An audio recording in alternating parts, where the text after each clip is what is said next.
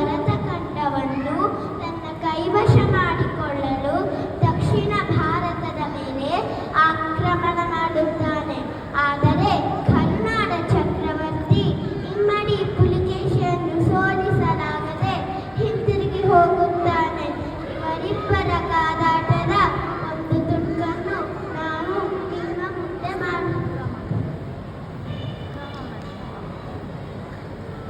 ಇಲ್ಲಿ ನಿಂತರೆ ಕರುನಾಡ ಚಕ್ರವರ್ತಿ ಇಮ್ಮಡಿ ಪುಲಿಕೇಶಿ, ಇಲ್ಲಿ ನಿಂತರೆ ರಾಜ ಹರ್ಷವರ್ಧನ. ನನ್ನ ಪ್ರಚಂಡ ಸೈನ್ಯದ ಮುಂದೆ ನಿಲ್ಲುವ ತಾಕತ್ತು ನಿನಗಿದೆಯೇ? ಸೋಲನ್ನೇ ಅರಿಯದ ನಮಗೆ ನೀನು ಯಾವ ಲೆಕ್ಕ?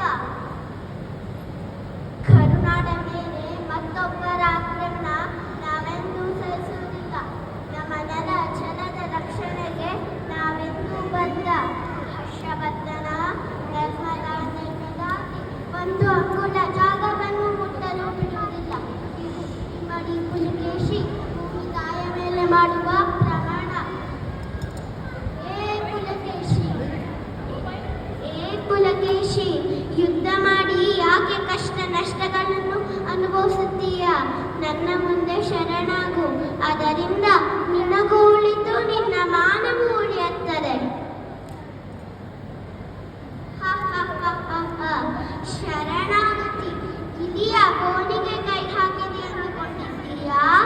ಅಲ್ಲ, ಹುಲಿಯ ಗುವೆಯ ಕದ ತಟ್ಟಿದ್ದೀಯಾ? ಎಚ್ಚರ ಹರ್ಷವರ್ಧನ. ನನ್ನ ಸೈನ್ಯದ ಮುಂದೆ ನೀವೆಲ್ಲ ಇಲಿಗಳು. ನನ್ನ ಪರಾಕ್ರಮದ ಬಗ್ಗೆ ಗೊತ್ತಿದೆ ಅಲ್ಲವೇ? ರಕ್ತಪಾತ ಬೇಡೆಂದರೆ ನನ್ನ ಮುಂದೆ ತಲೆ ತಗ್ಗಿಸು, ಬಿಟ್ಟುಕೊಡು ನಿನ್ನ ರಾಜ್ಯವನ್ನು.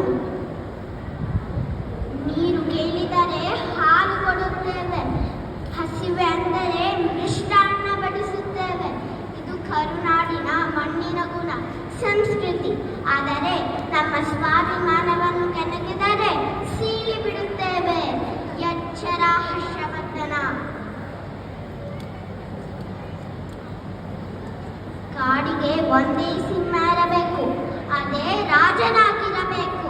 ಆ ಸಿಂಹ ನಾನೇ.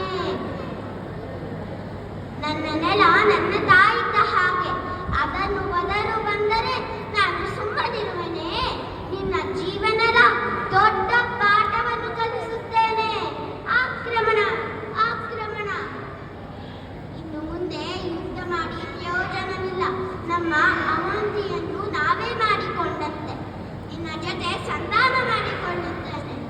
ಹರ್ಷವರ್ಧನ, ನಿನ್ನ ಗೆಳೆತನವನ್ನು ನಾನು ಒಪ್ಪಿಕೊಳ್ಳುತ್ತೇನೆ. ನಿನಗಿದು ರಾಜಮರ್ಯಾದೆ. ಧನ್ಯವಾದ ಪುಲಕೇಶಿ. ಇನ್ನು ಮುಂದೆ ಯಾವತ್ತೂ ನನ್ನ ಸೈನ್ಯ ದಕ್ಷಿಣದ ಕಡೆ ಮುಖ ಮಾಡುವುದಿಲ್ಲ. ಇನ್ನು ಮುಂದೆ ದಕ್ಷಿಣಪತೇಶ್ವರ ಎಂಬ ಬಿರುದನ್ನು ನೀಡಿ ಗೌರವಿಸುತ್ತೇನೆ.